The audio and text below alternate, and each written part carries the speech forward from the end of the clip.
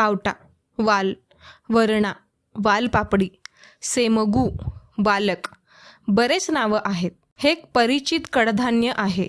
तर चला मग पावटा भाजी कशी बनवायची ते बघूया. आधी इथे मी पावटा कुकरला शिजवून घेतलं.